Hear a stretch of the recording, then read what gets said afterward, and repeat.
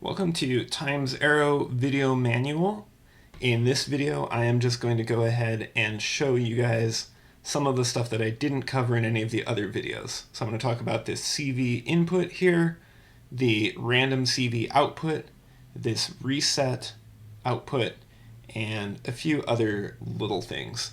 So to start with, the reset output is probably the simplest.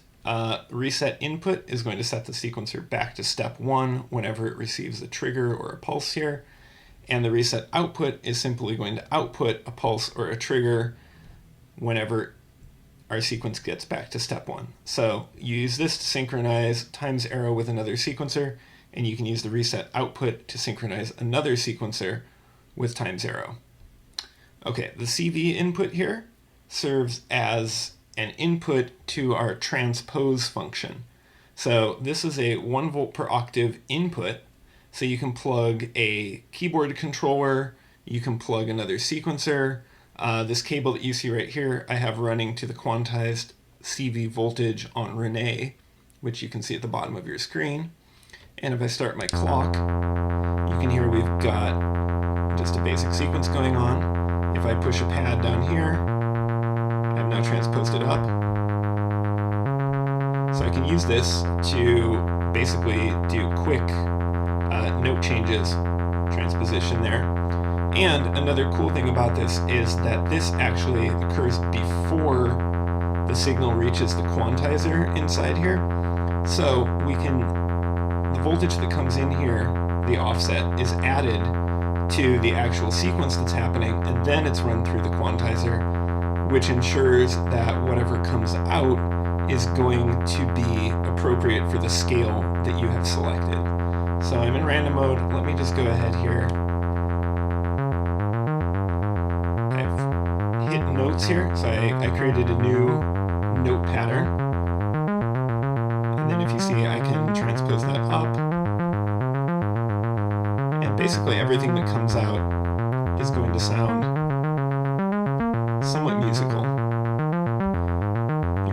You shouldn't get any bad notes. And I'm not going to go into, that's up to you and your idea of musicality, but it lets you change the sequence here to match whatever your chord pattern is, or to just come up with new melodies, or, whatever. Okay, so set that back there. Our random CV output here is simply going to generate a random stepped control voltage in the range from 0 to 5 volts, and this is not quantized, and you can use this to go out to modulate any other parameter that you choose.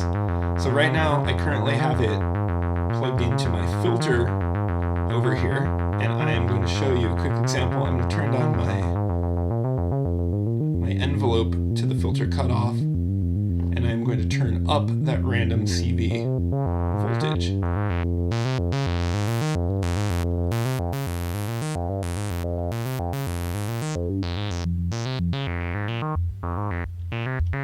Okay, and this gets re-randomized anytime that we create a new pattern for our notes or our octaves. So I'm just going to go ahead and hit my octaves. And you can hear we created a new random stepped CV voltage pattern from there. So that's pretty much it as far as that sort of extra stuff. The very last thing that I'm going to show you is, I'm going to stop my clock here. If for some reason your clock doesn't end or something like that, or something weird happens, you can double click the shift button here to do two things. This is going to reset your currently playing step back to step 16.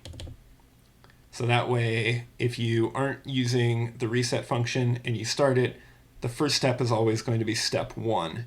And double clicking the shift button is also basically going to send an all notes off. So it's going to stop the output of anything that is going up here. Your gate is going to shut off, your accent is going to shut off. So just in case something gets stuck on because you pull out a chord, or your clock gets weird or something like that, which should never happen, but it's always just good to have a backup. you can just double click your shift button and that will automatically eliminate any sort of stuck notes or anything like that. So that is pretty much it for times arrow. I hope you enjoyed watching these videos.